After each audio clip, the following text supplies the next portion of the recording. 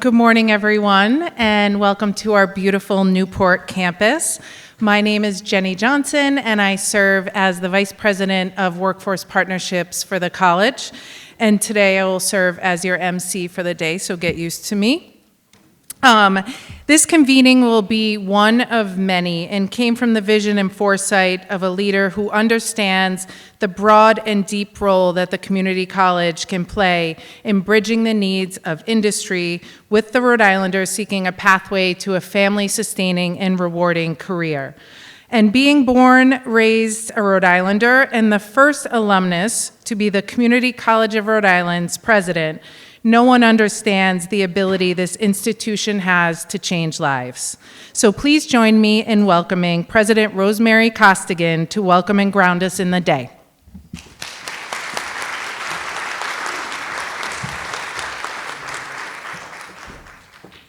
Good morning, and thank you, Jenny, for those kind comments.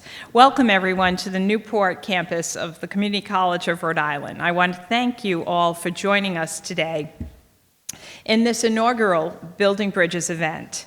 Looking around this room, I'm so pleased to see so many of our community and industry partners here.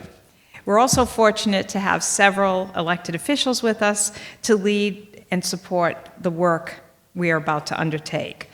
Senator Whitehouse, thank you for taking time out of your busy schedule to join us. Your advocacy on behalf of the state of Rhode Island and the Community College of Rhode Island specifically is unparalleled, and we deeply appreciate all the work that you do for us every day. Through your efforts and the efforts of the entire federal delegation, we receive earmarks, and this year over $1 million we were received. Later this morning, Representative Gabe Amo will also join us and deliver remarks, and we're grateful for his support as well. We appreciate both of you, again, taking time out. I can honestly say each time I meet with the federal delegation, the first questions out of their mouths is, how can we help and what do you need? And it's so reassuring to know that we have that support at the federal level. Also joining us today is Newport's Mayor Zai. Mayor, thank you for being a tireless supporter of CCRI. Through your collaboration, we've improved access to FAFSA for Newport students and their families and brought the Boys and Girls Club into the campus for after-school programming. Our partnership has been a prime example of how government and education can be leveraged to improve pathways to college and onto sustainable and livable wage careers. The city of Newport is an excellent host city to us, and we look forward to finding even more ways to partner in the future. Today's event promises to be inspiring, informative, and transformative, and how CCRI engages the community and industries to meet workforce needs. Rhode Island may be small, but we are mighty. Our state is a leader both nationally and internationally in offshore wind, defense, and tourism. And in planning today's event, we took into account local industries, and to put it simply, we looked for where the jobs are. This includes healthcare, finance, skilled labor and construction, maritime and ocean technology, cybersecurity, and computer technology. Our goal today is to facilitate an action-oriented program that results in plans designed to address the Aquidneck Island workforce needs, just as we have done throughout the state and our partnerships with some of its largest companies like General Dynamics, Bally's, Brown University Health, and Care New England. The outcome of today's event will not only provide a blueprint to assist employers in the region, but also aid the college in designing a strategic plan to more actively engage the campus and the surrounding community. So why is CCRI hosting today's summit? There is no better place for this work to begin than at CCRI. We have a giant effect on Rhode Island's economy. A recent economic impact study conducted by global labor market analytics leader Lightcast reported CCRI contributes nearly $1 billion annually to the state's economy. We improve the wages of our graduates by $12,000 per year, and we have multiple touch points where we engage with more than 35,000 students annually. This is just a snapshot of CCRI's ability and capacity to educate, train, and drive our state forward in meeting workforce and educational attainment goals. In a few minutes, Hanover Research, a nationally recognized labor market research group, will share an economic analysis of the Newport County region and as it relates to Rhode Island and the nation. Dr. Amy Kerfers, Senior Research Advisor from Hanover's Higher Education Research Advisory Team, will present this data to you. But as you all know, data only tells part of the story, and that's why you're here today. In our breakout groups, your expertise in your industries will add the context and the color to what those numbers are telling us, and will help guide the next steps in developing a sustainable work plan. In addition to specific sectors, CCRI sector plan, CCRI is pleased to announce our partnership with Hanover that will also support a strategic plan development for the Newport campus. We are looking to identify through what we find today and the learnings that we garner how we can further bring life to this campus and add new programming that supports the area industries. In closing, I'd like to thank our sponsors, the City of Newport, Bank Newport, Synedia, the Greater Newport Chamber of Commerce, the Rhode Island Hospitality Association, LIUNA, the Partnership for Rhode Island, Safe Harbor, Brown University Health, and all of our industry panelists for being here today. I am confident that we have the right people in the room and optimistic that after today, we will have learned where the gaps exist in workforce training for Newport County and surrounding region. We hope to replicate this model of workforce planning across the state by targeting specific regions of Rhode Island. So thank you for pioneering this project with us. And thank you for joining and partnering with CCRI as we work together to build a stronger Rhode Island. I would now like to invite Vice President Johnson back to the podium to introduce Senator Whitehouse.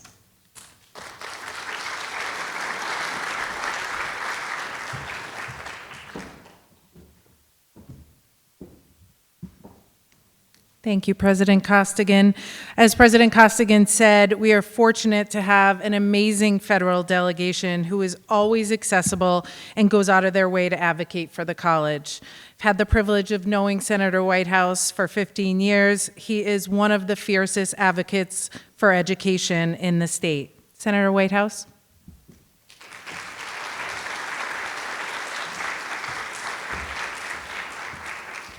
Thank you. I'm very happy to be here with so many familiar faces to talk about workforce development.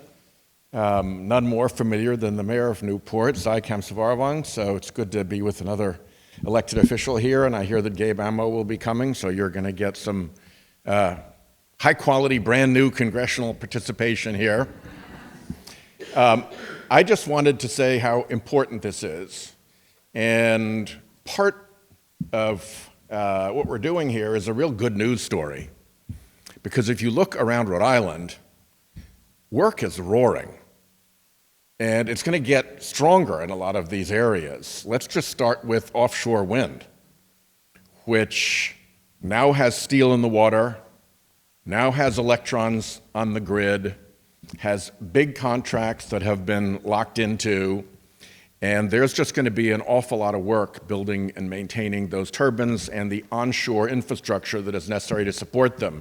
You even have companies like Blount and Senesco, which are building boats to take people out to work on those turbines. So that's a whole jobs ecosystem that is on its way and will be bigger and bigger. Every time I visit anyone in the healthcare sector, they're hiring. They say we need jobs. We're willing to train. We're willing to do what we can do, but we need employees. So the healthcare sector has enormous demand. We have electric boat just over the bay here. They need, I think at this point the count is well over 1,000 employees, and they've worked really hard with the state of Rhode Island to try to make sure that as they need new employees, as those big subs get constructed, they're not just putting the notice out to the world to come to Rhode Island for those jobs. They're drilling down into Rhode Island to get people trained up so it's Rhode Islanders who get those jobs. And I think that Electric Boat and the state have done a really good job of coordinating that. We have infrastructure work going all over the place. Just one bill that I wrote in the Environment and Public Works Committee has $300 million worth of construction work taking place in Rhode Island. It's the rebuild of the Newport Bridge. It's the rebuild of the access to Quonset to power up the rest of Quonset. It's the rebuild of 146 North, which has been a difficult and dangerous road for a long, long time. And it's the finishing off of the Providence Viaduct work before that all fell in. So that's just a lot of work. And frankly, here on Aquidneck Island, just driving around, it's remarkable how much private construction is going on. So everybody needs workforce. I hear it in every industry, wherever I go, and it's really important that we meet that workforce demand. Even hospitality is booming as people come to our wonderful shores to enjoy our beautiful Rhode Island summers. We're having an issue with where the Narrow River comes into Narragansett Beach, and the sands of the winter storms that have pushed all that around. And so I was over there yesterday to work with those local communities to see what can be done to try to get some serious dredging money in to move the money back where it's blocking the Narrow River and back out to the beach. And then we walked up the beach, and there was hardly a place you could put an umbrella down on Narragansett Beach. It was packed, and the businesses behind it were booming. And when I asked the guy at the place where we had lunch, what's up, what does he need, what should I know, he said, oh, you know, we do well, but we're always looking for workforce. So we have the challenge of providing the workforce training that's necessary to move people into these jobs, but it is a part of a good news story, which is that there is enormous demand for workforce here in Rhode Island. The economy is going very strong. Big projects are coming on that are going to need lots of workers, and so we can be, I think, very optimistic about our Rhode Island future. We are working to meet a big and wonderful demand for jobs. So thanks very much for having me here to encourage you. If there's anything my office can do to continue to be more helpful, then just don't hesitate to call. You know how to find us. In Rhode Island, we enjoy a very high constituent to senator ratio, so take full advantage of it.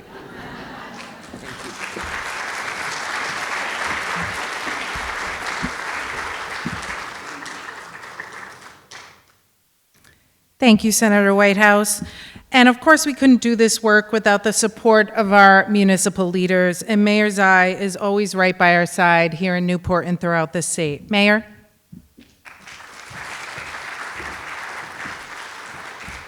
One of the coolest parts of this job is having not only a U.S. Senator as your constituent, but one that can pronounce your entire name perfectly.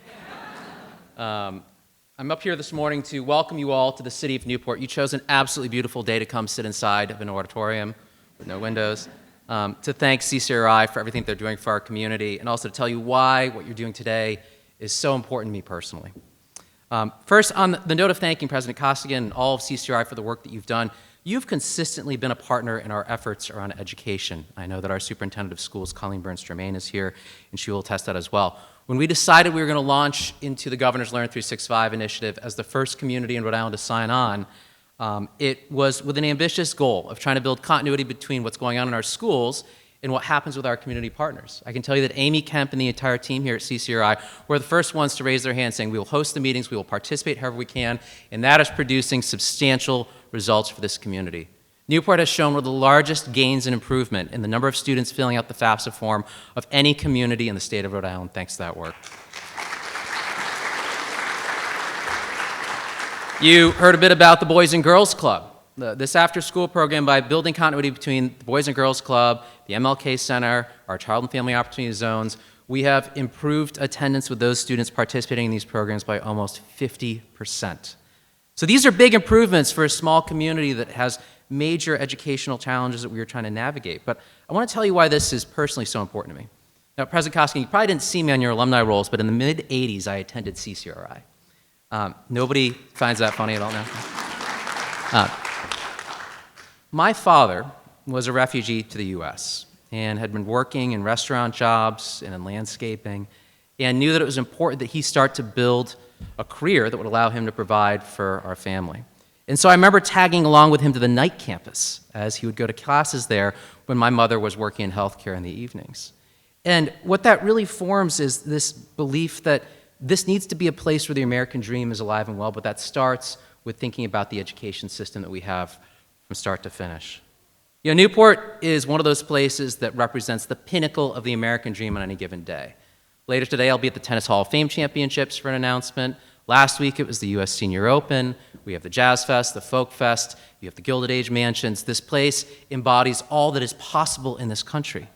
But for there to be any sincerity to that message, there needs to be a clear pathway for people to go from the bottom to the top. That only exists if we start thinking about what we're doing to actually train our workforce to have the opportunities for the future so people like me can stand on stages like this.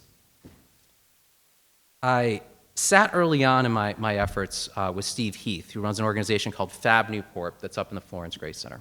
Yesterday, we announced, thanks to the governor's initiative, a $7.5 million grant to renovate the Florence Grace Center. But what he stressed is that we need to stop thinking about public education as merely the roles of our schools. We need to be thinking about an education system that incorporates everything from the social supports that our families need to be able to grow and succeed to continuing education. I saw the provost for the War College here a little bit earlier. That represents another end of that spectrum. But we need to be thinking about everything in between and how it all actually connects together into an education system. What is remarkable about this room is that we have leaders from every single part of that food chain that we need to come together to find that answer.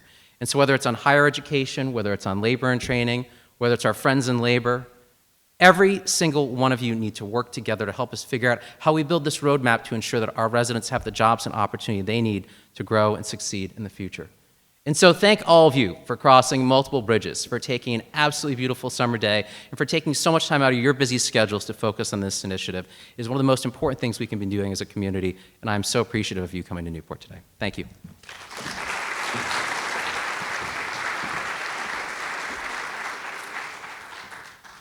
Thank you, Mayor. At this time, I'm going to introduce our friends at Hanover Research. As the president mentioned, they're going to start our discussion today grounding us in some data. We're fortunate to be working with them, and we're excited for them to engage in a project to really revitalize this campus to be the active campus that it should be. So please join us.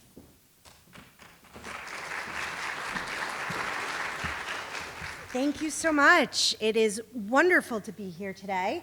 I'm very excited that we are able to join this conversation.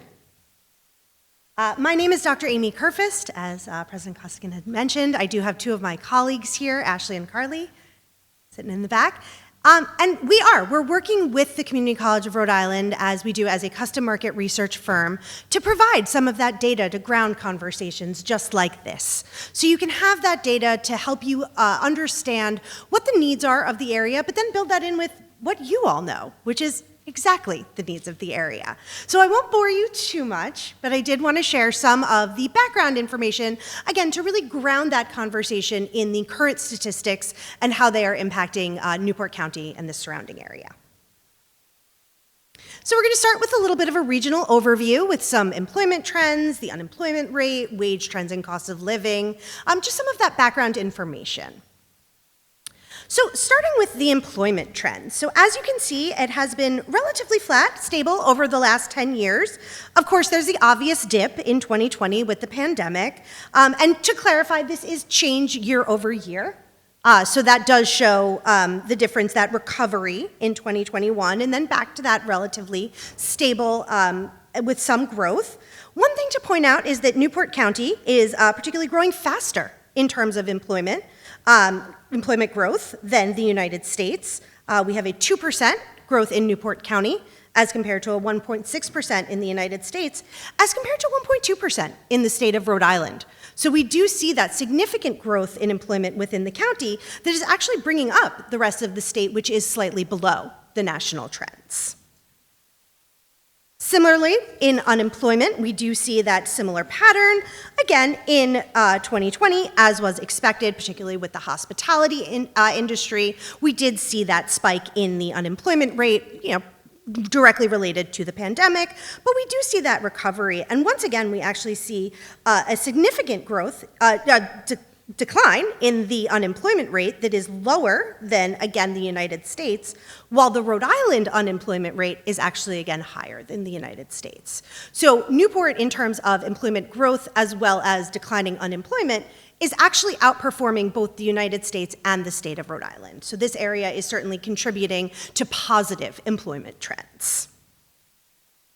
In terms of wages and cost of living, one of the really great statistics here is that the average annual wage for all education levels is up 3.9%, currently standing at around $65,000, which is lower than the nation, just under $70,000. But again, that growth of 3.9% is outpacing the United States, which is growing at 2.6%, and the rest of Rhode Island is actually only growing at 1.8%. So again, we're really seeing some positive trends locally that are impacting the local community that we're not necessarily seeing in the rest of the state of Rhode Island. Next, we'll take a little bit of a look at the employment landscape, the top industries by employment percentages, historic and future industry growth, and occupation growth. And again, just to ground this conversation, we are talking about Newport County. So that is Aquidneck Island and some of the surrounding areas, but we really are looking at that local picture. So in terms of the top industries by employment percentage, the largest sector is accommodation and food services, that's your hotels and restaurants, with over 7,500 workers, followed by public administration. Now you're probably thinking, what does public administration mean? That's things like government-based jobs, government support, justice, police, fires, the court systems, with over 5,700 workers. And then we have professional, scientific, and technical services with nearly 5,000. The professional and technical services is your legal, computer programming, architecture, engineering, those types of professions. Another interesting statistic is the location quotient, and that's the concentration of employees in a particular area as compared to the concentration of employees in the country. So that's where you have those specific pockets of employment. And those are highest, again, in those public administration, accommodation and food services, and arts, entertainment, and recreation have those higher location quotients, particularly in the county. The one other area that I did want to clarify, because it's also a little bit unknown, is those other. That's things like repair and maintenance, personal care, that's where you would have your cosmetology and things of that nature, religious services. So this is a nice snapshot of what the industries currently look like by employment in the region. Next, we sort of look at that historic and future potential for occupations. Sectors with greater than 1% job growth over the last 5 years are those professional, scientific, and technical services, construction, administration support and waste management and remediation services, wholesale trade, and management of companies and enterprises. Additionally, we do see professional and scientific and technical services growing in the next 10 years, while many of the other professions are expected to remain relatively flat.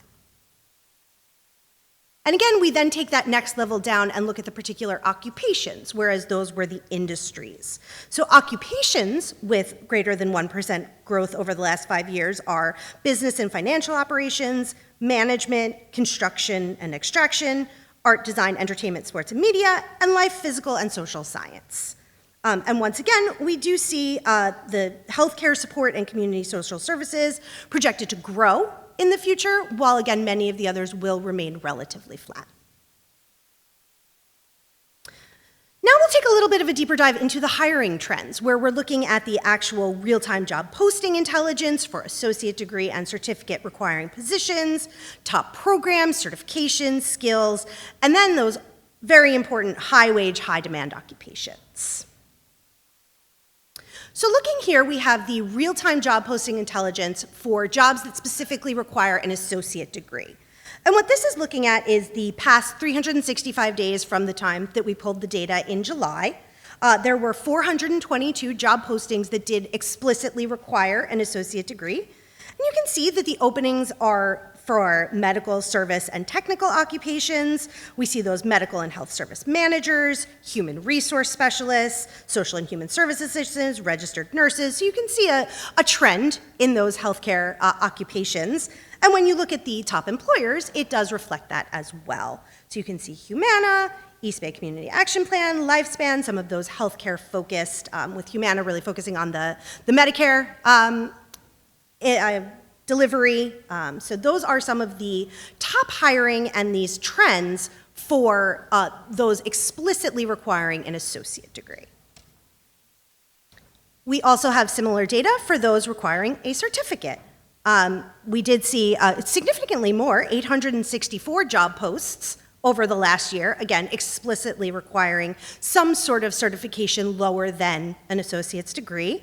And once again, nursing assistants, LPNs, we see also things like medical assistants, and again, we see that reflected in the employers with Lifespan, Benchmark Senior Living, South Coast Health System. So really seeing those trends in healthcare hiring for those with these particular certifications.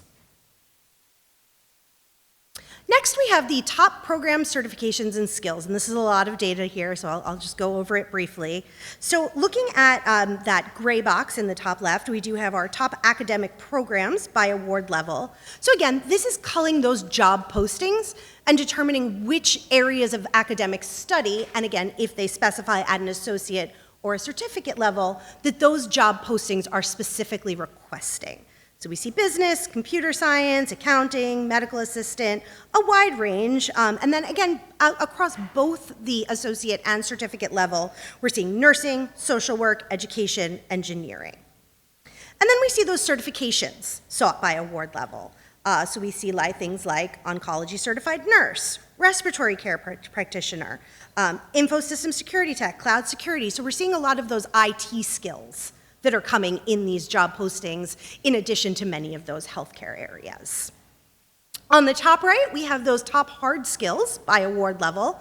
So again, these are coming from those exact job postings. These are the types of skills that employers are listing in their postings. Just that little asterisk, it does exclude the Microsoft suite. Because that's in pretty much every job posting you'll ever read. So we do see, again, some of these more IT support, information security, computer networks, and then also on the associate certificate side, more of the assisted living, long-term care, massage therapy, nursing, culinary arts. So again, these are the hard skills that these employers are specifically looking for. What's often left out of the conversation is those soft skills. And those are the things that many of our younger students maybe aren't coming in with as much as they have in the past. And these can also be incredibly important for those entering the workplace, as you all know, with those that you're hiring.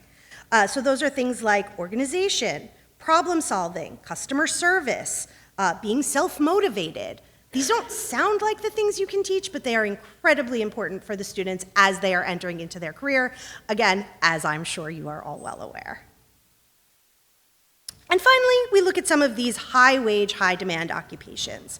As we saw earlier, the cost of living here is significantly higher than many other places. So it is very important to keep centered in that conversation the idea of having a livable wage and offering these positions to skilled workers who are going to then be able to thrive in this community.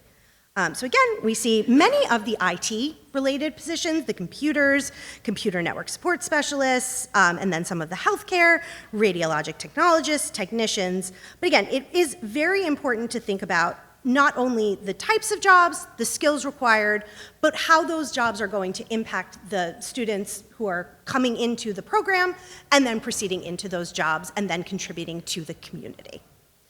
So hopefully this was helpful in you understanding a little bit more about the broader labor picture. We're very excited to sit in and listen to some of your conversations because, of course, this is the data, you're the real life. and they go hand in hand. So thank you so much for having us here today, and we look forward to the rest of the day. And I will pass it back to Jenny.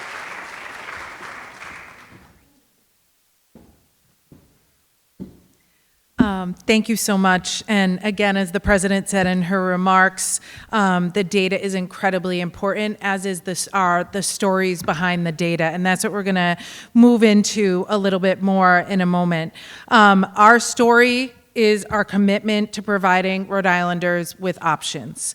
And so at this time, we're going to take a short break. If you'd like to talk amongst yourselves in the auditorium, please do as our panelists make their way up to the stage. If you do need to step out, make a phone call, or use the restroom, please feel free to, and we will reconvene here in just 10 minutes. Before we start the panel discussion, I do want to recognize Department of Labor and Training Director Matt Weldon. Matt, there you are, over there. So, Matt, thank you so much for joining us today. It's a great partnership that we have, and we really value the support of DLT and you taking time out of your busy schedule to join us. So thank you again. Thank you.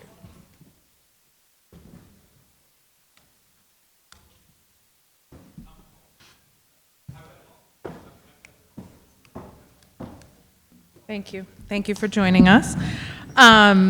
So today we will hear from distinguished panelists about their insights on industry-specific challenges, workforce development strategies, and the role that education can play in preparing workers for both current and future job markets. We know this robust discussion inspires everyone to think of the needs of your organization and industry and bring those reflections into your roundtable discussions, which will follow this. After this panel, we will delve into industry-specific workforce needs in small groups to understand how CCRI can support the education and training on Aquidneck Island and beyond. So with that, first and foremost, I'm going to take this. First and foremost, thank you all for being here and lending your time and leadership to the discussion. I'm going to ask the first question, which we'll go down the line and ask all of you to answer. And if you could, please just take the time to introduce yourself, say a little bit more about yourself or your industry, or anything you wish. So, knowing we are in a rapidly changing job market with emerging industry trends, what do you see as the most critical skills that your employees in your sector will need to be successful in the next 5 to 10 years? How can the Community College of Rhode Island ensure that our graduates are well equipped with these in-demand skills? And I'll start with you, Molly. Thank you. I'm Molly McGee. I'm the CEO of 2 nonprofits that work with the defense industry and the defense sector. One is CNIDIA, the Alliance of Defense Tech Talent and Innovation, and the other one is the Undersea Technology Innovation Consortium, both mouthfuls. But the defense sector in Rhode Island is very important. You saw the economic analysis that was done for Newport County. We did one on the impact of the defense sector on the Rhode Island economy. It is $7.6 billion annual economic activity every year, and that has grown 80% over the last 5 years. So it's important and it's growing. When we looked at the economic data that was up there, you really didn't see defense because defense covers a lot of labor categories, a lot of industries as per the Bureau, the Labor Bureau. But for defense jobs, they span a lot of things. They can be everything from science and engineering, business, IT, cyber, all in support, again, of this defense sector. And I'll just say, the defense sector here on Aquidneck Island is pretty significant. You've got Naval Station Newport and the War College. You've got the Naval Undersea Warfare Center. My first career was there for 30 years. They alone are just under $2 billion annual economic impact a year, and growing.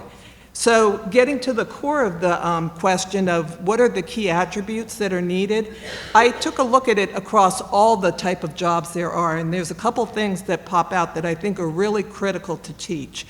A couple of them were highlighted in the data presented before. One is what I call critical thinking. They called it problem solving, but I believe every single course should have that component. Because as an employee, you're going to be given challenges at some point, and do you have the skills not to solve it, but to know what the next step is? Communications, that was also highlighted. And that's, do you know how to send an email, a correct email to your boss, to a coworker? Do you know how to talk to a team? Do you know how to get your ideas across? Both critical thinking, problem solving, and comms, I think they should be integrated into every single course. The other big thing is what I call cyber savvy, cyber security. And I was talking to the president saying, I really believe a core course for everybody going into college, and quite truthfully, I think it has to be rolled back to high school, is a cybersecurity course. That affects everything we do, every job we do, and there has to be an understanding of that. Time management, that's another thing. You know, and you can do that through critical thinking and some of the assignments. And then it's important for the actual skills that you need for your job. But I think the community college is an excellent place to build on those. I don't really like calling them soft skills because I think they're integral skills to every single job that you have. Thank you, Molly. Heather? Good morning. As a Gen Xer, I kind of feel like I'm a little bit on romper room earlier today because I was seeing a lot of familiar faces that I hadn't seen in a while. And I'm like, I see Amy and I see Brian, and they never called Heather on that show. I am the current interim CEO of the Rhode Island Hospitality Association and the Rhode Island Hospitality Education Foundation. We represent just over 84,000 jobs in the entire state of Rhode Island, and our industry visitor spending is $5.3 billion with a B. Sometimes we go back and forth. Is hospitality a bigger industry than healthcare? And it depends on who you talk to. If you're working in a food service unit within a hospital, are you a healthcare employee or are you a hospitality employee? I say they're hospitality.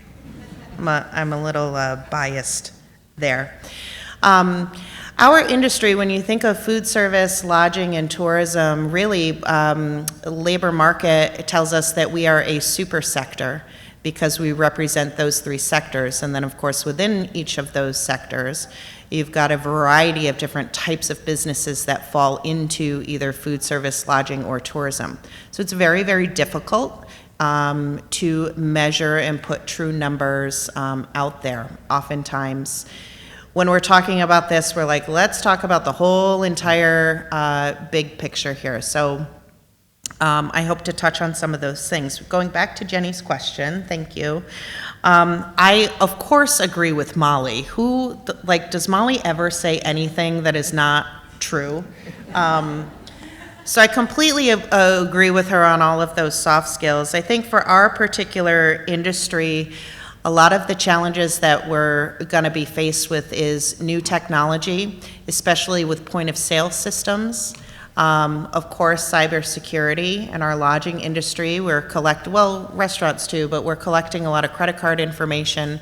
From a lodging standpoint, there are a number of rewards programs that are out there, and so guest loyalty and their preferences and their guest room information. So, of course, security is a big piece of it.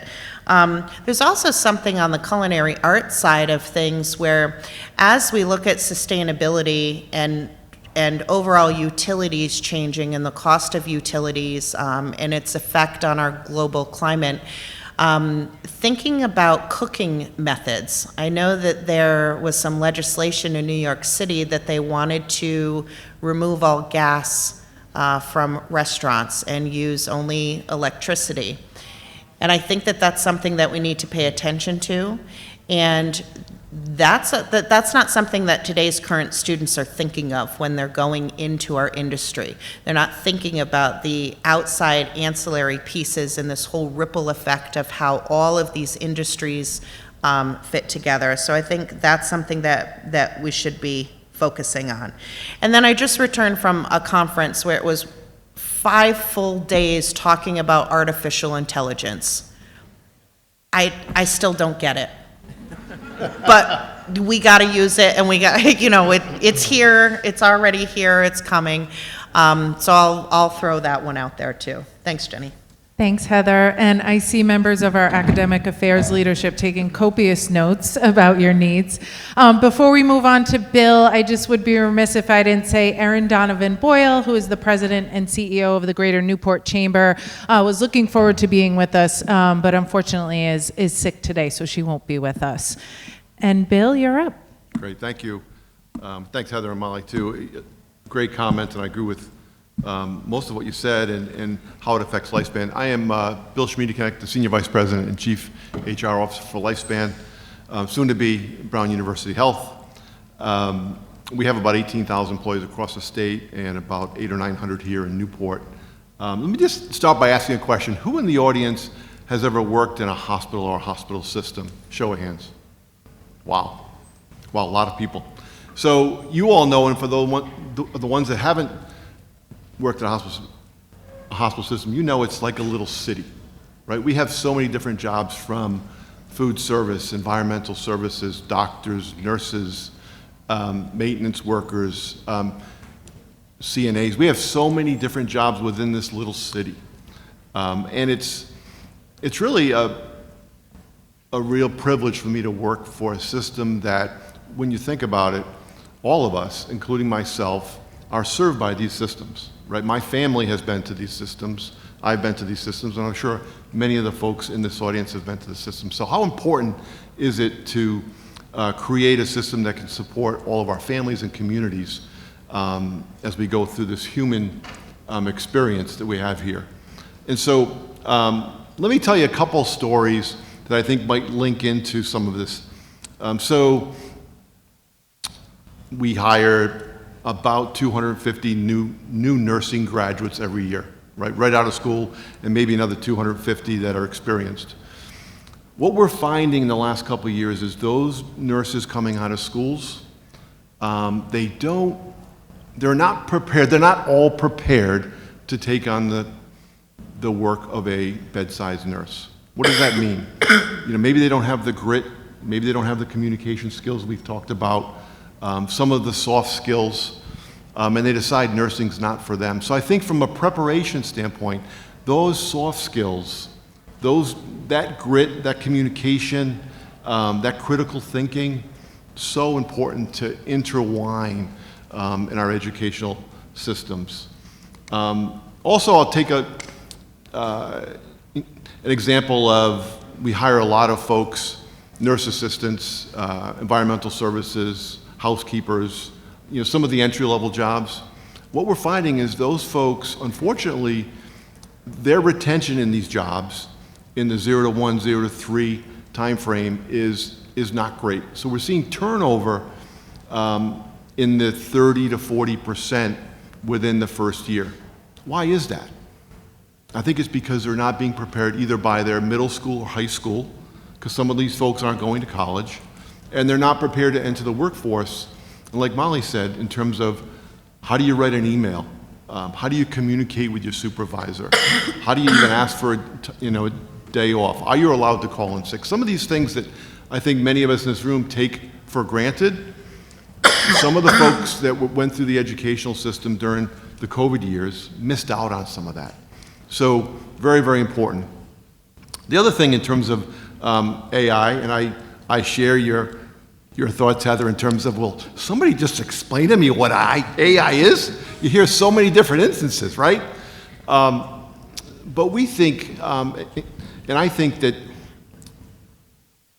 you need people trained in AI and this technology, but you also have this augmented technology where people will be working with the information system. So are people trained up enough to work with AI? Because AI is not going to replace all of our jobs, but we need to work with them. So the critical thinking and the tech savviness to be able to work with that is so, so important. And lastly, I'll just say that this probably isn't education, but there may be some things and some people in the room for this. The housing market on this island is very, very difficult, and I see a lot of heads nodding. So we have people that will accept jobs on the island, and then they'll say, I just can't afford to live there, or I can't afford to live close enough to get to my job. That's a real challenge. And as a matter of fact, just recently we talked to a physician who was looking at a job down here for him and his family, and the rent was just not affordable. So whether you're a physician or you're in housekeeping, it's not affordable depending on what you want to rent. I think I was told that the Newport area real estate is about 123% above the national average. So that's a real challenge. I think we need some help in that area. And I'll pass it along. Thank you so much, Bill. Tom? Thanks, Jenny. Good morning, everyone. I'm Tom Giordano. I run the Partnership for Rhode Island, which is our CEO roundtable of 16 of our largest private sector employers, and their CEOs only. On behalf of a group of for-profit companies and a few nonprofits, I think I should probably just yield my time back to Molly. If you're growing at an 80% clip over 5 years, I think we should just hear more from you. But as someone who represents CEOs from a wide variety of industries, I'll take your question, Jenny, and talk about the key attributes of the college itself and what the college can do. And I think you're doing it today, right? We have a state, and we're lucky enough, and the director has been a big part of this, that has embedded a philosophy of employer-driven demand, right? Of understanding what employer needs and being able to build programming around that to satisfy employer needs. That is fantastic, and having that philosophy permeate down, right, all the way through from faculty to the college presidents and the staff is fantastic. What's powerful is the convenings and the conversations and the constant iteration of understanding needs, desires, wants, growth trends. That is what we are looking for from a large employer point of view, right? I have a number of Fortune 500 companies, CEOs that sit on my board, and said, what's meaningful to them is knowing where they can go to fulfill the needs of the company, right? Knowing that they have a willing partner, that they're not knocking on a door that no one will answer. Instead, getting that push, how can we help, right? Calling this event a Building Bridges event is exactly right? Let's talk about how to better build those bridges between our workforce and education, right, into our employers. We have a region that is shrinking. We all know that, population-wise. We have very, very low unemployment in this state, and we're very proud of that and happy about that. But we also have 16 companies, specifically on my board, all of which are hiring right now. So what does that mean? That means better conversations, more collaboration, more workforce partnerships. So thank you for what the college is doing, and thank you to the president for starting this conversation, because I think that's the key attribute we're looking for from the community college. Thanks, Tom. Really appreciate that. And now we'll move to John. Yeah, thank you. So I'm happy to be here to represent Safe Harbor Marinas. Safe Harbor is the largest marina and boatyard operator in the country. My name is John O'Connor. I am the general manager at Safe Harbor New England Boat Works, which is in Portsmouth. We have, just in Rhode Island alone, about 14 boatyards, depending on how you want to break them up. Some of them are combined. And then we have 4 here on Aquidneck Island. We at NEB is a bit of an interesting kind of dynamic, because we represent a lot of segments of a lot of different industry, whether it be hospitality and tourism with our transient dockage and vessels that are coming in from all over the world to visit Narragansett Bay, to actually working with defense contractors in the area as we do manufacture parts and support defense contractors, as well as the wind farm industry, as we're subcontracted to build components for some of the support boats out on the wind farms. Primarily, our business is service, which breaks down to trades and technical trades. I'm asked all the time, kind of, what do we need from for workforce development? And I don't want it to sound like a bit of a cop-out, but we need good people. And this isn't a soft skill thing. This is a life skill thing. We need to manage people's expectations. We need to manage students' expectations as they come up through elementary, middle school, high school, whatever trade school, and help them to prepare to have a job, to come into work on time. to take direction, not to pass blame, but to have ownership for their actions. Those types of skills are going to translate to everything they do in life. It's extremely important that we work with our young people so that they are able to be successful in that way. And it's not just dedicated to marine trades or hospitality. I bring this up because it's kind of near and dear. I have two children. My daughter is 17. She goes to North Kingstown High School, and then I have a 21-year-old son who goes to CCRI. He got washed up in the with COVID to the point where he actually didn't graduate high school. And if it wasn't for this community, an Aquidneck Island Adult Learning Center, he would not have gotten his GED, and he would not be here at CCRI. So our community is extremely important in bringing our young people up to the point where they are able to be successful in the workforce. And I think that's what our focus should be. And as employers, we need to be ready for them and have a plan in order to take them under our wing and make sure that they're successful. Thank you, John. Hearing some common themes already, so we'll have lots to talk about. And now I'll move to you, Ryan. Hi, everyone. My name is Ryan Kamara. I'm the Vice President of Human Resources at Bank Newport. So Bank Newport, we've been around for over 200 years. We've been serving the community's needs through residential lending, commercial, consumer, and also through community, right? So we offer employee volunteer hours to our employees, as well as give back quite a bit through grants and sponsorships to the community. Being that old, we are the second oldest mutual bank in the United States. And we have dedicated everything we do to make sure that we are serving the needs of Rhode Island and the people in Rhode Island. What I do at the organization is I oversee all the day-to-day operations for HR, which include talent. So I've been there for 12 years, and I've overseen the talent strategies pretty much that whole time that I've been there. And we've seen ebbs and flows, right, of workforce, especially through economy and different market shifts. But I can honestly say, every couple years, that workforce has changed, right? COVID has made a big impact on that workforce. Whenever I get asked the question of what we're looking for, I like to break it down into two groups, because banking is one of those things where we can train to banking, right? We can train to the systems. We don't expect anybody to know banking systems. But retail banking, the sales teams, mortgage, commercial, consumer, they have particular skills that, if we're able to prepare students better, then we can have successful teams in those areas. What we've noticed is that those areas are very difficult to hire for. It's difficult when someone's coming through the ranks and they want to go into sales, but they can't take rejection, right? And I don't like to use the word sales because sales seems like it's very corporate-y, and it's like you're shoving things down people that they don't need. That's not what we do, right? It's really conversation, and like the rest of the panel said, communication.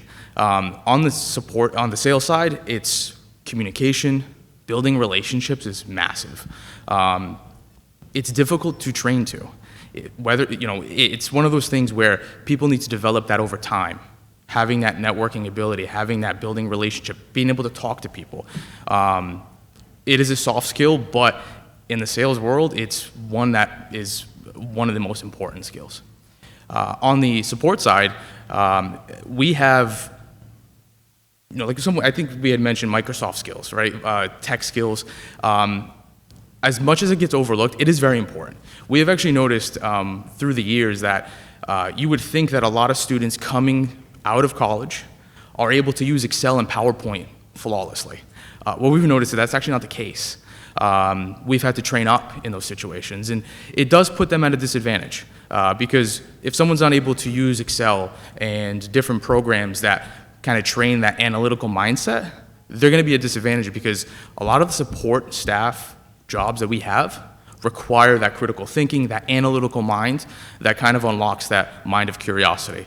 A lot of what we do is numbers-based, data is important, and without that skill set, without being able to analyze data, it is difficult for people to, really have a strong start in the support staff in banking. With that, I can't stress enough the importance of just overall communication, network building, and developing those analytical skills. Thanks, Ryan. And last but not least, Joe, you came in last, so you can bring us home. Good morning, and thank you all for being here. My name's Joe Caparco. I'm the Regional Director of Apprenticeship for the Laborers Union. So I'm tasked with recruiting, training, mentoring, and overseeing all of the young individuals that come into the construction industry, not just for the laborers, but I represent all of the building trades. I'm sure as everyone came in today, you passed multiple, probably more than you wanted to, construction projects. For us, we have, in our business, we never complain about traffic due to construction because it's putting food on the table for people. So going last has a downfall where I've heard the same thing with my message is the hard skills. Some people say soft skills, life skills, but the hard skills. And they shouldn't be the hard skills. Accountability, being able to communicate without the telephone, verbal communication, to be able to articulate what's going on, to ask questions, have face-to-face communications. Dependability, so being accountable, being dependable, being reliable, the things that you learned as, a youth, whether you played youth sports or you went to school, the repercussions for being late or being absent that once existed no longer exist. So when kids go to school and they're late or they're absent, there really is no repercussion anymore. So that just follows them through life. If you're not accountable, it's the same thing with sports where kids don't need to excel to get recognized. Everybody gets recognized. Then there's no reason to excel and work harder on the field because why? If the person next to you doesn't show up on the 90-degree days, then why do I show up if I'm going to get the same reward? So we can't fix society, right? The way things have changed. We can hope that we can and try, but the way we can partner with CCRI, as we already have done, and I thank you, President and Ms. Johnson, for your partnership with the GWO training and some of the other areas that you're always willing to jump in and help us with. But we have 300 acres of training for the Laborers Union that in this region. We just underwent 2 expansions of $250 million total that we've invested in training. So we train in the specific skills.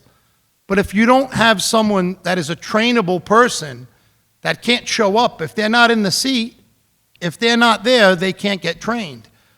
So those hard skills of showing up every day, accountability, having self-accountability, not necessarily where you're going to be reprimanded, but looking in the mirror and being able to say, I know what I should do and doing it.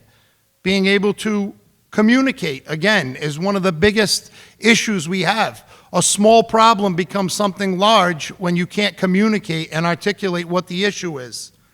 Also, having a mindset that continual education, life is a learning journey every day, no matter where you are in your professional life or your personal life. Every day, the more that you can learn, we know knowledge is power. So teaching individuals when they come out, no matter what sector you enter in, knowing that continuing your education, because our business is always evolving, like the offshore wind stuff and the solar stuff and different sectors, AI that are recently coming around, not necessarily in this country, but in other countries, we see automation building buildings.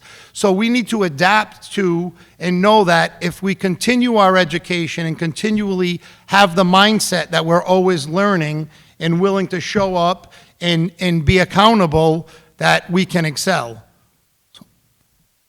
Thanks, Joe. And I have a whole new appreciation and level of patience for construction sites now after partnering with you all. So thank you for that. Now we're going to move into some more targeted industry questions. And Heather, I'm going to start with you. With hospitality as a main industry on Aquidneck Island, can you tell us about the trends you're seeing in your industry and how the region can best prepare to meet the demands? Well, first of all, let's hear it for hospitality on Aquidneck Island, right? Thank you. America's first resort, right here in Newport. And you heard Mayor Zai mention his family was in the restaurant industry. How many of you, I'm going to steal your show of hands if you don't mind. How many of you got your very, very, very first job in the hospitality industry? Keep your hands raised and look around. The national average is 8 in 10 people got their very first job in the hospitality industry. My very first job was delivering newspapers when I was 13 years old, and I worked for Tips. And I learned very, very quickly which customers liked their newspaper in the mailbox and which ones wanted it underneath the doormat. And I heard about it. If one of my siblings filled in for me because I couldn't do the paper route that morning, oh, I heard about it. There is a gentleman, write this down if you've never heard of him, and then I promise I will answer the question. Jason Dorsey, D-O-R-S-E-Y, Jason Dorsey. He runs a company called the Center for Generational Kinetics, and he's done an enormous amount of work on the variety of generations, but the younger generations that are coming out and the reasons why they don't have these hard skills, soft skills, why they can't look somebody in the eye, what is preventing them from being able to have a conversation, and why they don't understand how to shake hands. And I've been talking, Molly and I have been doing a lot of work together over many, many years, and I feel like it's just the same thing over and over again. These kids don't have these skills these days. Jason's done a study where I had said I was 13 when I got my first job. This new generation coming out, the average age at which someone is earning their first job is 22 years old. He also has statistics on how the average age of, now I don't have children. I'm sure many of you do. Many of you may even still have your children living at home with you, and you probably wish they had gotten out a while ago. But he also has statistics on how the average age of somebody finally being off on their own, like we're talking paying their own car insurance, paying their own phone bill, paying their own health insurance, the average age is 30. This is a much, much bigger issue. So if anyone's interested in that, see Jason Dorsey. I'm sorry, Jenny, I went on a tangent and you told me there were a lot of panelists, so I have faith. Okay. The trends that we're seeing in the industry and how I think this region can be prepared. All of you that raised your hand saying you got your very first job in the hospitality industry, we like to say that hospitality is for a year or a career. In our industry, you don't need a high-level degree. You don't need a professional high-level certification to have opportunity within our industry. But it's an industry where you learn how to communicate. You learn how to look somebody in the eye, the things I was saying before. You learn how to greet a customer. You learn what a customer is. And you learn about coworkers and teammates. And you do that in other industries as well, but I think for our particular industry here on Aquidneck Island, what an amazing opportunity for someone to get their start in America's first resort, a place like Newport Rhode Island, where hospitality and tourism is such a huge, huge economic driver worldwide. And for someone to say, I got my start in Newport, Rhode Island with some of the most well-known resorts in America, the most well-known restaurants in America, James Beard award-winning chefs I got to work alongside. There is huge, huge, huge opportunity for the younger generation that wants to get their start in here. So I think that's something that I want to push. And then as far as trends, there is a lot of movement with different cuisines, different types of food service that's out there. I mean, one of the things that COVID had taught a lot of our restaurateurs was, how do you change up your menu and your product to be able to be transported? We saw an enormous amount of takeout and delivery, and a lot of restaurants weren't known for takeout and delivery. If you're ordering a beautiful Chilean sea bass over a bed of arugula, and I could make it sound fancy, but how does that stack up when you order it and then you pick it up 20, 30 minutes later, and then you have another 30-minute drive home at the end of a long day? You're not going to like that Chilean sea bass that much, I guarantee you. So I think there's a lot of innovation that was learned over the past few years, but I think that's even going to grow even more across the entire sector. Thanks, Heather. I appreciate that. Bill, we're going to move to you. Lifespan and CCRI have had a long and robust relationship, including working through COVID together in one of the most impacted industries. Tell us how you've collaborated with us here at the college to build programming that's responsive and relevant to your needs, and what were the results? Sure, glad to.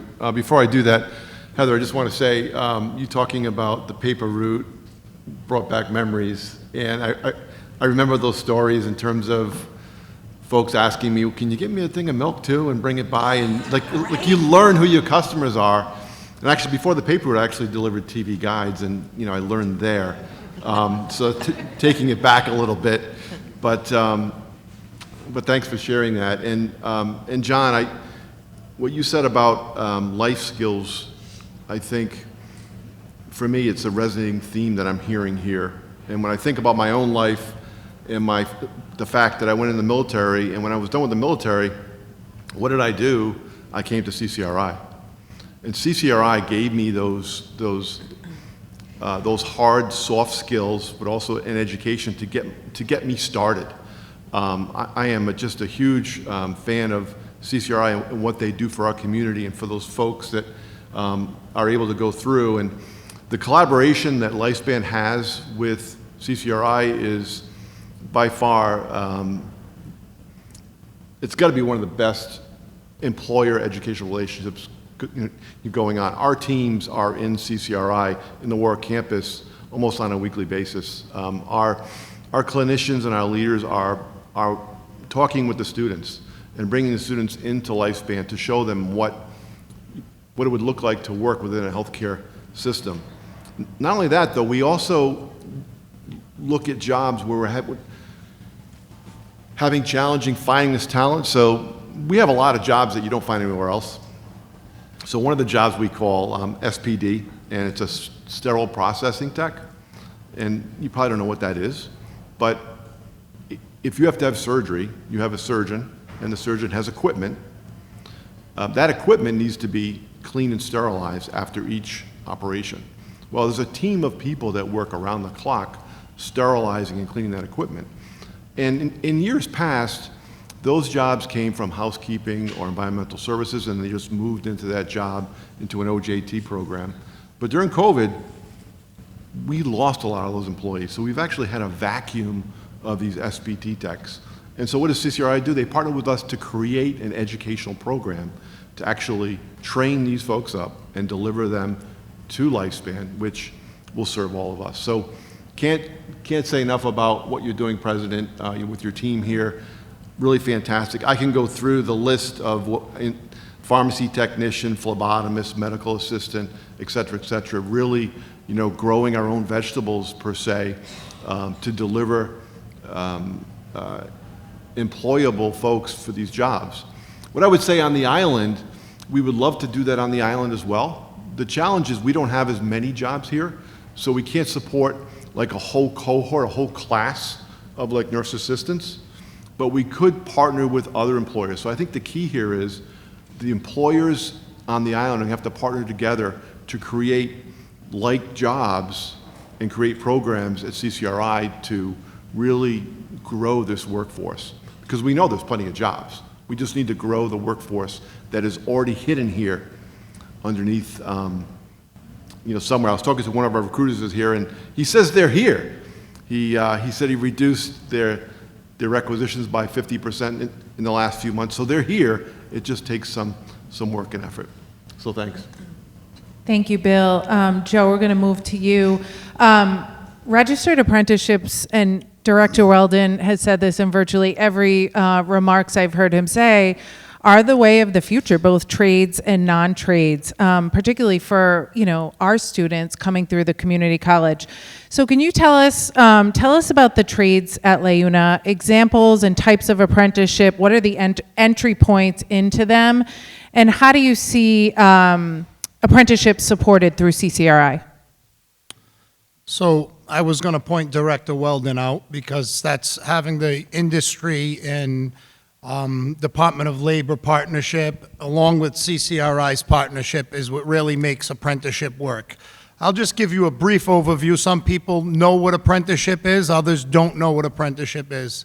Apprenticeship is an earn while you learn model. So typically, in the past, it was for individuals that would come to us that college wasn't for them, right? Like I spoke earlier of, the high schools, when you had trade programs in the schools, you knew you were on a path and you would go into an apprenticeship, which has two components to it. There's on-the-job training, and the other piece is classroom-related or technical training.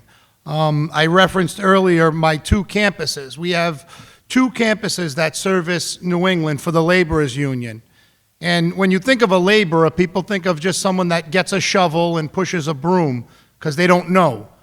But the laborer is so much more sophisticated than that. The bridges that you drove over coming here, most of that work, the concrete and the underground utility work is installed and maintained by a laborer. The scaffolding that gets erected for other individuals to work safely is done by a laborer. There's a lot of skilled areas. Like I said, the underground utility, the water and sewer and gas that goes to this facility and your homes are all installed and maintained by a laborer. So there's a lot that goes to tapping into a live gas main. That's why we've emphasized so much on the 2 campuses. So our campuses are 114 and 144 acres. They have in-ground pools, dormitories, Johnson & Wales culinary chefs that feed, house, clean the rooms, and then we have industry expert trainers that worked for decades out in the field that take their expertise and pass it on with certificates to the individuals. So entry level into an apprenticeship, and all of the trades are similar. I'm speaking of the laborers because obviously, that's who I work for, but I do represent all the trades. Our training facility is like no others, with the amenities I just mentioned. And the other thing that we do that some of the other programs don't, or if you go into a non-traditional apprenticeship, is we pay individuals when they come and stay at our campus, and they get fed and they get trained. So entry level into an apprenticeship is someone that has those skills we talked about, that comes to us with the willingness and ability to be a sponge, to want to learn, to have a safety mindset, to show up every day. The industry is obviously a tough industry to work in. You're working out in the elements. There's people laying asphalt today. It's 100 degrees. It's 150 when you're laying asphalt in a day like today, but the job has to go on. So we train them to work safely, to adapt to different climates, whether it's 10 degrees below zero or 95 degrees and humid. So an entry level into the apprenticeship is knowing what the industry is that you're going to work in, coming with the mindset, an open mindset, wanting to learn, The physical ability to perform the work is a key component. A driver's license, that sounds very trivial, but in today's day, finding young people with a driver's license is a big hurdle because no longer is it in the curriculum in schools. There's economic barriers to that as well as accessibility. And we're working with CCRI, who has helped us with we have a high school program that we operate in Cranston that trains kids 9th, 10th, 11th, 12th grade. They learn their key core curriculum, and the other half of the day they're learning how to be a laborer. So when they graduate, they come direct entry into our program, and they go out. We've been doing this for over 20 years, and the retention rate is 90% based on this. So when someone comes to an apprenticeship, they need minimal technical skills. They need those hard, soft life skills that we talked about. So they come into the training program, they spend a few weeks with us, they go out on the job, and they start earning. So as far as a laborer, someone starts earning for their first 1,000 hours worked, $25 and change an hour with a $30 benefit package on top of that. So as a young kid, they don't understand how important the benefit package is. So that speaks a little more to your second question of what we can teach. What we can teach is economics, teaching kids the value of not necessarily what you're making today, but what you can earn tomorrow through an apprenticeship. So all apprenticeship has steps. There's pay progression. So you start at a wage and based on a proficiency in a certain skill or a time-based program, you get an increase to your wage. So ours is 4,000 hours on the job. So every 1,000 hours, you get a 10% raise. I don't know how many people in here work and get a 10% raise every 6 months, but if someone else is doing it, I'd like to know because I might be in the wrong business. 18, 19 years old, you're coming in, you're getting a $30 benefit package, an annuity, full family plan of health coverage at no cost. The benefits, the career component to this is extraordinary. And the one thing that we struggle with where we can partner with CCRI, it's not the soft skill, it's not the technical training, it's the GWO stuff we're doing is great, the driver's license stuff is great, but as everyone up here has said, I'm gonna just echo, it's real life experience. So getting them ready to go out and not just function on the job because they can do it right now until something in life gets in the way. So if we can help them better prepare for the hurdles of life while they're on that career path, we can teach them that, as things come up, prioritizing, understanding that things will only get worse if you blow the career opportunity, whatever that problem is you're dealing with kind of needs to be left outside of the parameters of the workday so you can at least put food on the table and pay your bills and then deal with those other issues secondarily. And any technical training, I would say that CCRI could help. We spoke about economics, but management skills, the communication skills we spoke about, and really just the life skills. Other than that, we have all the technical, you heard everyone come up, we saw the report that was up there, construction was on every slide, you passed it everywhere on your way in here, the opportunities are endless. We have an aging workforce, like most people that are in this room, but us more so, the workforce that we have is all knocking on the door of retirement, and you can't just learn overnight our industry. So every day we're behind the 8 ball trying to recruit and get as many people as we can that want to work out in the elements, that want to have an opportunity to provide. Like you said earlier about having children at home, it's teaching the kids, getting up every day in that work. My kids, I have next week, 3 16-year-old daughters at home. So if you don't think that's difficult, I'm in an apprenticeship learning for that right now. But teaching them every day, no matter what. Well, Dad, you don't feel good. How are you going to get up and go to work? No, this is what life is. You have to get up, you have to push through, and you have to go to work.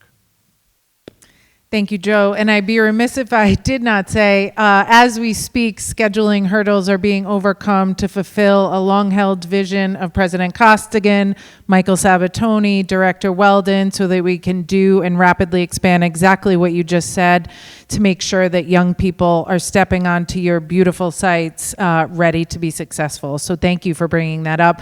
The second thing I also have to say is thanks to President Costigan, we are going to be taking our Career Services Division and really expanding it to be an office of apprenticeship and work-based learning, because we know we have the community college structure, we have the structure to be able to do that.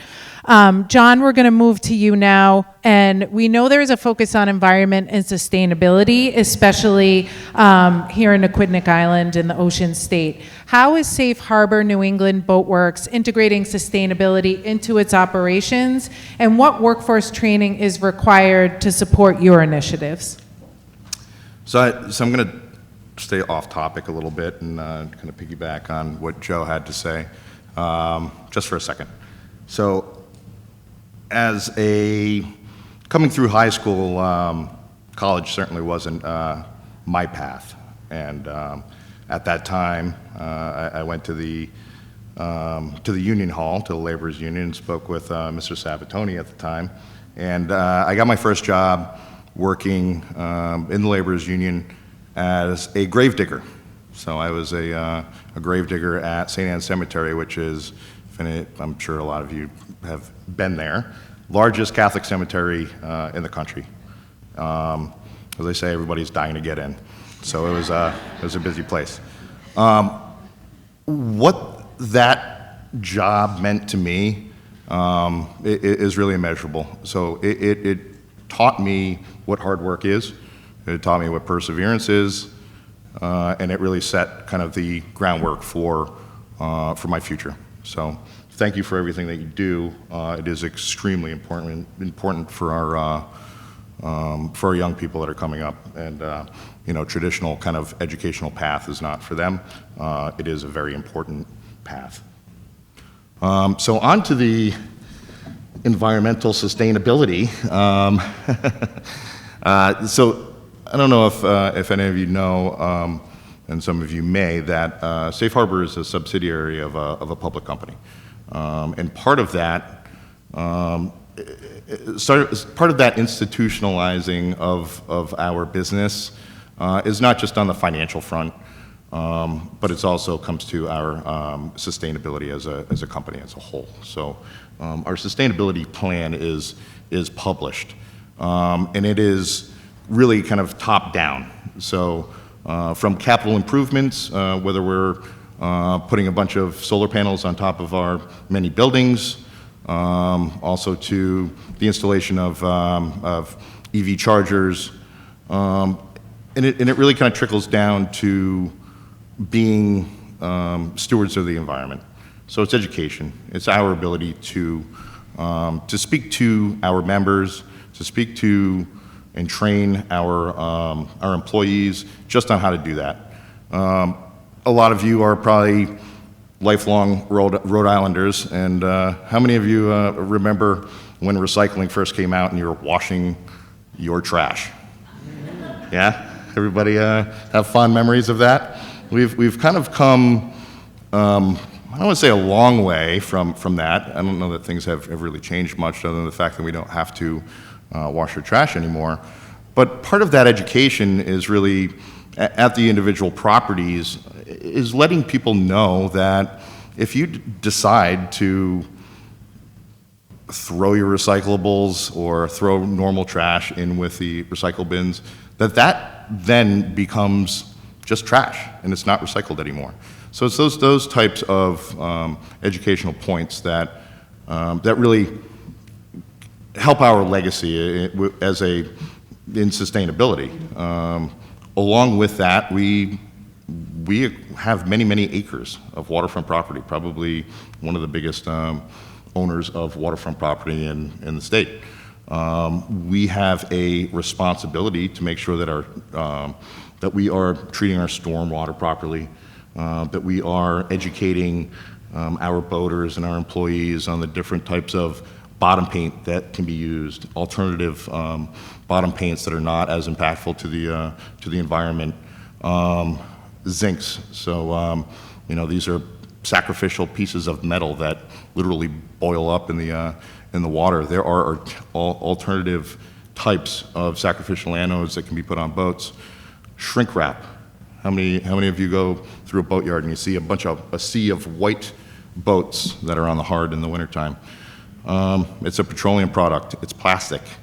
We're working with different companies on alternative types of shrink wrap. We work with RIMTA, the Rhode Island Marine Trades Association, to help with some of these processes so that we are more environmentally friendly and that we're educating our employees and our members on how to do so. The training, it is really, and being prepared for it is really an awareness. The training happens on property with our staff, and the technicians do have the capabilities and the tools in order to perform their jobs in the most efficient and environmentally friendly way. So, Thanks, John. Ryan, as the largest financial institution on the island, can you describe the skills that are most needed? And also, we talked about this a little bit earlier. What are your thoughts on what you could use for pipeline development? So I'll briefly kind of talk about the skills, because I kind of already mentioned it earlier, how we break it down, with the retail and sales teams needing that relationship building, networking ability, and communication, and the support side really needing the communication, business communication, and analytical skill set. I just want to add that on the retail banking, which is the branches, which is really the position that we hire for the most as a relationship banker, a skill set that is critical in that role is cash handling and also math skills, right? Everybody has been to a branch at some point in their lives, probably a little bit less now with all the mobile options, but there's nothing more frustrating than having someone in front of you dealing with your cash that maybe is not up to par on their math skills. So that is something critical that is needed on the branch side. With the question on the pipeline, pipeline development is critical to what we do at the bank. I also see it as pipeline education, because if I were to ask the same question that Heather asked to the audience of who got their start in their careers in banking, I'd be surprised if like 2 people. Oh, we got 1. That's all. Oh, we got a couple. There we go. That's not bad. More than I thought. And the big question that we always ask when we're out talking to colleges, talking to organizations that partner with youth on career development is, why not banking, right? A lot of people don't see the potential career pathing in banking, and our job is to change that. When I started at the bank 12 years ago, we had a lot of workers that were lifers, right? They started as a teller in a branch right out of high school, and they were there for 30 plus years, and they worked their way up.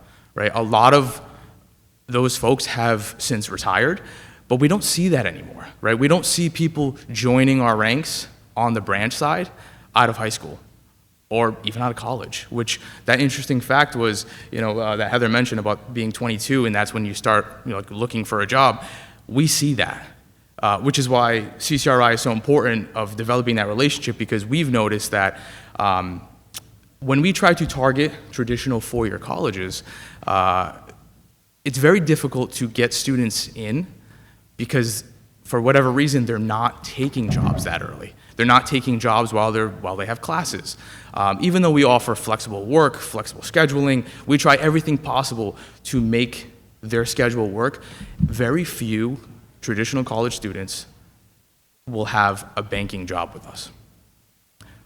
What we've noticed is that CCRI students, or students that are getting associate's degrees, they're more flexible. They have the ability to change their schedule around, and they also are probably in a different aspect of their life where they need to work, right? The demographic is a little bit different, and we utilize that and help them grow within the ranks. That is why when we're out in the field and we're talking, we try to hone in and tell people it's not just tellers, it's not just relationship bankers. We have a whole network of support. Cybersecurity is massive, project management. We obviously have the sales side that people go into. We have HR, audit. There's so much more to banking than just what you see at the branch every day. And our job is to tell people about it because people don't see us as a career. So hopefully, I just educated everybody else on what banking is, you guys can spread the word, but it is a great career. I mean, I got started right out of college. I already had started working at a financial institution while I was in college, and it's given me an opportunity to keep growing, and it's very rewarding. Thanks, Ryan. As we're getting ready to wrap up, we have a couple more really important perspectives we want to hear. Molly, this goes to you. What are the key challenges and opportunities in workforce development within the defense industry and technology sectors on Aquidneck Island? And I'll just be remiss if I didn't recognize our partners at General Dynamic Electric Boat, Jess Key, who I know you know very well. But Molly, can you share more? Sure. And like everybody else, I'm going to digress just for a moment at the beginning. Listening to everybody, it occurred to me that all these industries really are the ecosystem of a healthy community. That if we don't have them, then we don't have a healthy community that will bring in workers. So I see it as within our own industry sector, the need to educate people on jobs, but really to do it broader. And what struck me is we do a lot of going to high schools and telling students about jobs, but I think the community college could also do something on that as students come in, because everybody evolves over time. And maybe it's an opportunity, I'm certain my industry would, and I heard great stories up here, that what if we told those to the students as they come in to help them think about what career they want to go after. But back now to defense. So we like to say that in Rhode Island, defense really is two things. It's the hub of undersea technology, and it's the hub of submarine shipbuilding. Electric Boat is a major player in the state with their goal of building 3 submarines per year, really are building 3 submarines per year. And what that means from a workforce perspective, from the technology to the shipbuilding, is you need the science and technology down to the trade and industrial skill workforce. We are very lucky that we get a lot of support as we build this workforce. DLT, thank you for Real Jobs Rhode Island.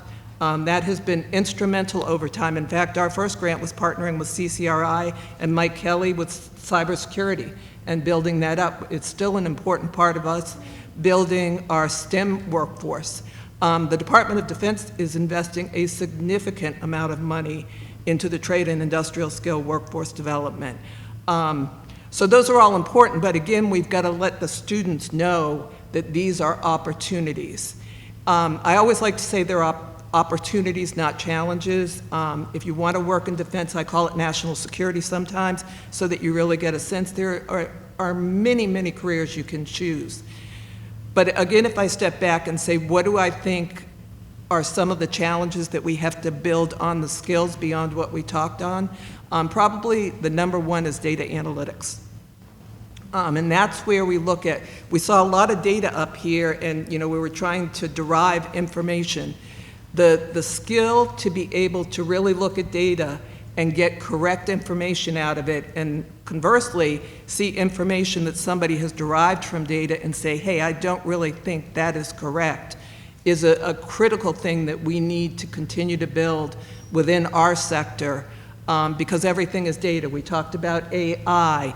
A lot of the AI really comes down to data, and how do you know how that data is being used, how it's being manipulated, and is it giving us what we need? And then the other thing is sort of an innovation mentality. We challenge our employees to say, this is how we're doing this job right now, but feel free to understand this is the outcome we need. If you've got a better way to do it, let's talk about it, and let's see how we can innovate. And I'll sort of end on, we often say it comes down to, as we look at our workforce, as we look at bringing people in, the real keys are communication and collaboration. Molly, thank you. And Tom, I'm going to give you the drop the mic moment. No pressure. But I'd love for you to discuss some of the most impactful partnerships the Partnership for Rhode Island has formed. It's been many years now. What are some of the most successful partnerships you've formed to address workforce development challenges in our state? Yeah, absolutely. And I'll take the last word with forward-looking, right, and talk about two specific initiatives that we're working on. One is what is called an employer signaling system, which is more effective than it is catchy as a name. It allows us to build the apparatus for employers, training providers, colleges, universities, to better share and therefore signal what the needs of business are, right? This started with a board meeting of mine with 16 CEOs, 3 of our college presidents, the director, and the commissioner of post-secondary education to say, okay, are we on the same page or not, right? And John was there, right? And we talked through it and said, yes, we need to do better as far as signaling what our needs are and understanding how to meet those needs. A second is a really exciting program that we built a proof of concept with Fidelity, which is called the Work-Based Learning Navigator, right? Which is, in its simplest terms, an Airbnb for work-based learning opportunities to say, we will provide an opportunity for a panelist or a project to be added to curriculum, and teachers can come and grab that and include that into what they want to do day to day. So a lot more coming there. But listen, the thread that goes through both employer signaling and a work-based learning navigator, right, is that so employers don't wait at the end of the pipeline and aren't satisfied with the workforce results that they're seeing, right? That's continuing that process is insanity, right? The goal is to engage in an earlier part of the pipeline, right? And why is it powerful? It's powerful to do, right? We see it at the best business schools in the world, right? Why is it powerful to do here? It's powerful to do here because this is not Rhode Island Junior College or Rhode Island Technical College, right? This is Rhode Island Community College, right? You have ties to members of the community, to a diverse and large, potential workforce for employers, right? In neighborhoods that are often hard to recruit from, right? That is the goal of better threading together employer needs with the community college, and I just thank you for your work. Thank you, Tom. That's a great way to conclude, and I'm looking at my boss and yours. I don't think we have any more time for audience questions, but you want to do a wrap up. Okay.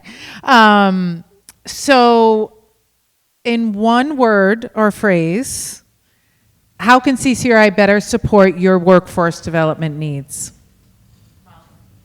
As you are, as a partnership. You still thinking? Come on, one word, really? Or phrase. One word or a phrase. I think Molly said community and collaboration earlier. I'll go with that one too. Thanks, Heather. Yeah. Bill? Employer collaboration. Convene and collaborate. Community collaboration. Partnership. Accountability. Thank you, Joe. Thank you.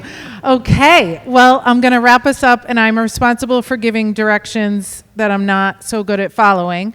But first and foremost, thank you all. This has been incredible.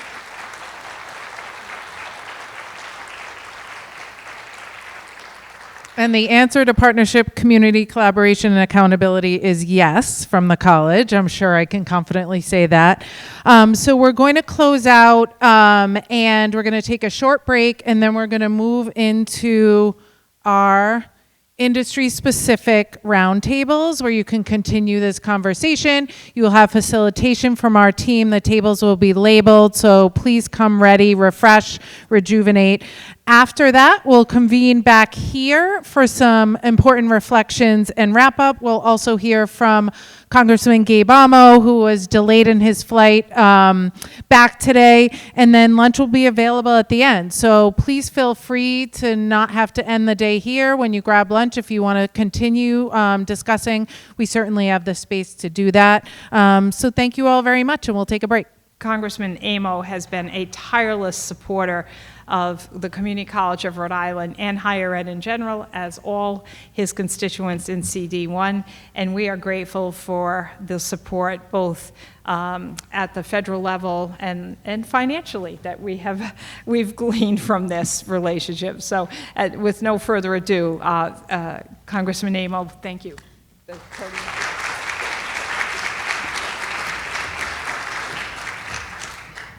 Well, good afternoon, everyone. And I know I think I'm the last thing, or one of the last things you have before you get out of here, so I'm not going to go too long. But I'm grateful to be here. Certainly want to acknowledge the wonderful, amazing, inspiring, and hardworking president of this great institution, Rosemary Costigan. And I have so many good friends here at the community college that I get in trouble, but I do want to acknowledge Jenny Johnson for her leadership on workforce development, which is remarkable because it is a transition, I think, and very intentional of this institution to be focused in this area, and good leadership is what drives outcomes, and I'm grateful for your leadership, Jenny, here. And so, this is so aptly named Building Bridges. We're surrounded by some bridges, I think.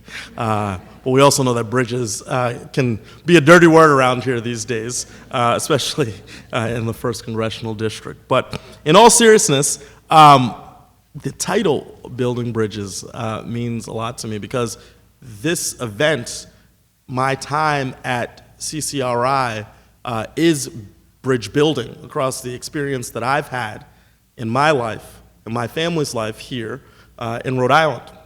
I will proudly state over and over that there's a very good chance that I'm not a member of Congress if it wasn't for the CCRI. And you might scratch your head and say, why is that?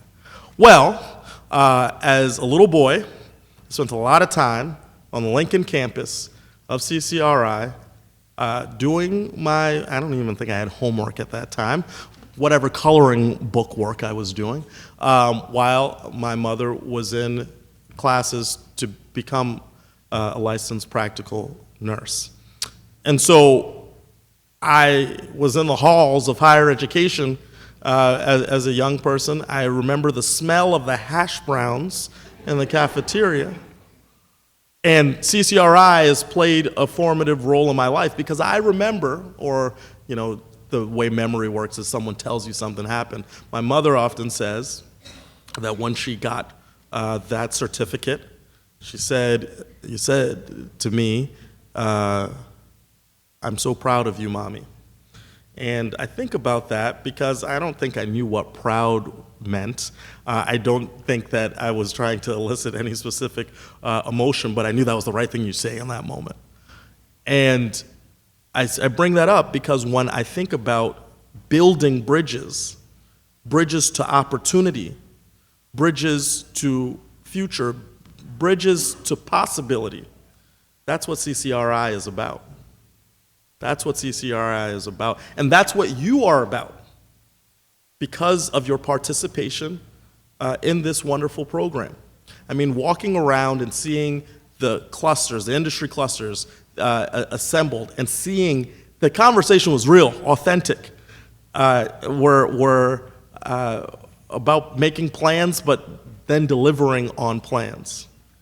When I think about our work in Congress to support industry here, that's exactly what we want to be seeing. That is how we can best support you, the 3 other members of the congressional delegation and I. So this is about alignment. This is about using education not just as a vehicle to be in the classroom, but to unlock skills that are going to give us the pathways to succeeding in our mission. And so CCRI has had a history of doing this, but is really amplifying and making sure that Rhode Islanders, all Rhode Islanders, have a pathway to the future is that mission. In convening business leaders, educators, people like me, elected officials, we've got to spend more time talking to one another. We've got to break down silos. One of the challenges we have in this beautiful small state is sometimes we forget who's right next to us. And so this is what you're doing today. This is what you have done and will continue to do. And so in Congress, I'm going to do my part. Certainly working to find every last dollar along with a team of folks who have been really good at that for a long time. And so we will do that. We want to stand with you on best practices and supporting proven initiatives that expand the pool of talented applicants, turbocharge our economy, and support the essential work. Because when I saw those clusters assembled, I saw so many industry clusters that are mission critical, that are existential for Rhode Island's not only survival, but ability to thrive and prosper into the future. So from healthcare to defense to, my favorite buzz phrase, blue economy, there is so much here that we're working with. So we can't take our eye off the ball. And know that your friends in government are here to work for you and with you, hand in glove, as we leverage all of the strengths that we have and unlock these conversations today into prosperity for all. So thank you for letting me spend some time with you. Please don't be a stranger. I've got our district director, Kate Michaud, in the back. She's waving. And you can always find me directly. But I look forward to what we'll be able to do together, and I will release you so you can get some modicum of free time today. So thank you.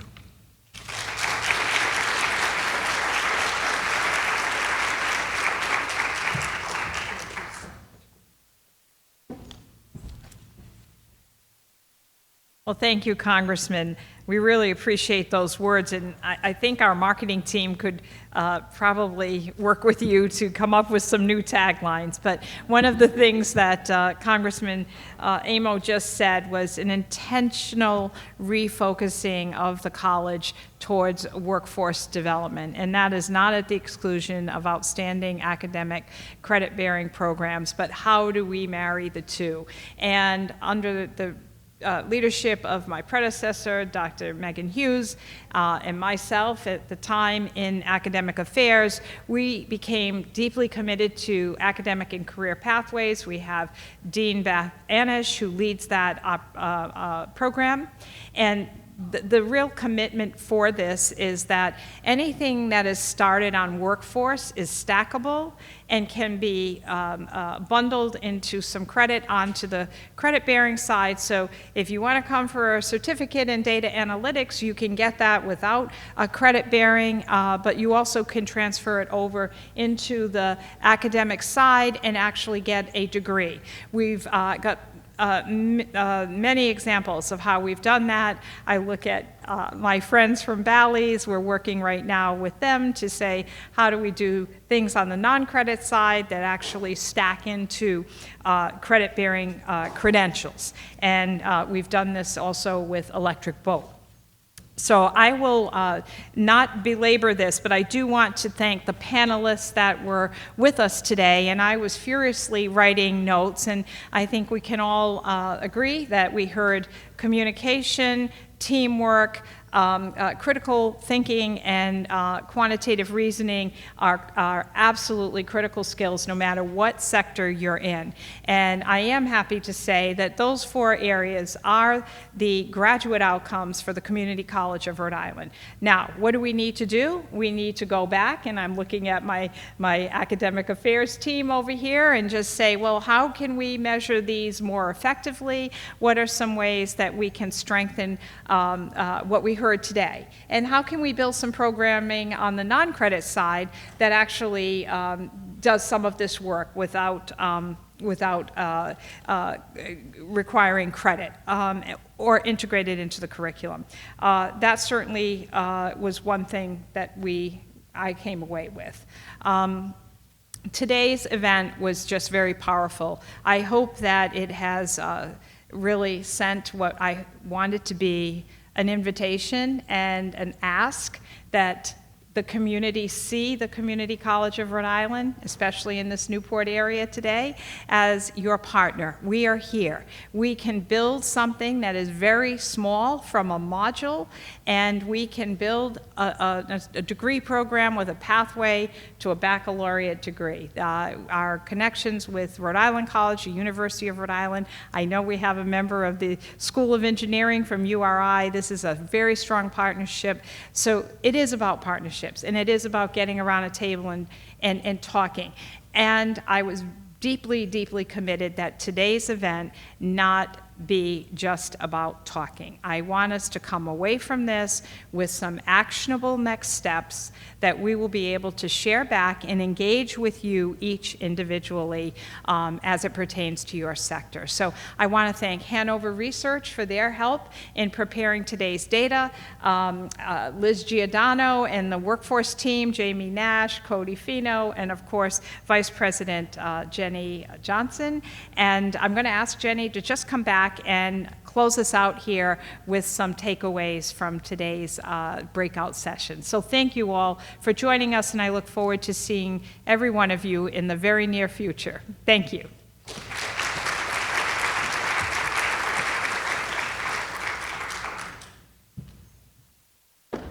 Okay, everyone. Thank you, President Costigan. And one thing I want to point out before I wrap us up with just a couple last-minute hopes for you all is we were in a prep meeting. We were prepping and briefing the president on Monday, and she said these three words that we made immediately into a slide. And this really encompasses what the community college does and the Division of Workforce Partnerships, whereas many of our, academic graduates are born and come to us, is inspire, explore, and develop. So I didn't want to let the day go without saying that. And as President Costigan said, this is not where the conversation ends, it's where it begins. I want to point you out to the folders that are in your bags. If you didn't get one, please do. And they contain a list of our, workforce certificate programs, academic programs, and then maybe most importantly to stay connected is my business card. I can be responsible for triaging your question, your ask for a meeting. So please, please, please reach out. And you've heard a lot about the college, but wanted to put it into a visual. So the Division of Workforce Partnerships, many of whom are here today, who all hands on deck, we're so excited for this event to happen because of the work that comes after for them and for you in partnership. So we engage partners, as you saw, and then and by engaging partners, I want to also include that we can help you build your pipeline. We can help you attract the talent that you need. And then we can sit down with you and get granular. We can co-design a curriculum that can be used to meet your needs. And there's many, many examples. We can then pilot the programming to make sure that it's what you need. And then what I heard someone say recently is rinse and repeat. What does it need more of? What are the changes? We can be nimble, we can be flexible and attentive to your needs. And then last but not least, examples of this, we can adapt it and scale it across industries. So I'll just say there is nothing we can't do, convene and co-create and everything else. And so I, again, could not be more excited about this. Thank you, President, for making this your vision. And now we get to do more because it was such a success. So look for that. The idea is to replicate across regions because we know that there are some standard, across industries in the state. There's also some very, very unique industries that we want to make sure that we hear from and target. Echo the thanks to the panel. The conversation doesn't stop here for us either. And with that, I see Liz Giordano holding a mic. And so I do want to give, if anyone has anything burning as a takeaway, anything they want to leave the rest of us, we'd love to take a couple more minutes and hear from you. You got everything you needed? I think so, yeah. All right. All right. Wait. Oh, hold on. Go ahead, Liz. No, I worked at a high school forever. I can wait it out, guys. Yes. Nikki, I will run over to you. John, do you want to set us up in the front? Yes. Okay, Nikki Vasquez from Housing Authority, Jamestown Housing Authority. Hi. I wanted to thank you for putting this on, but maybe some feedback for the future of having not just the industry, but looking at the big picture, maybe somebody from Housing Works Rhode Island or from Kids Count to sort of talk about the bigger picture of what is that number that we're looking for our kids, for the younger generation to achieve in order to be able to live on their own and sustain life in Newport.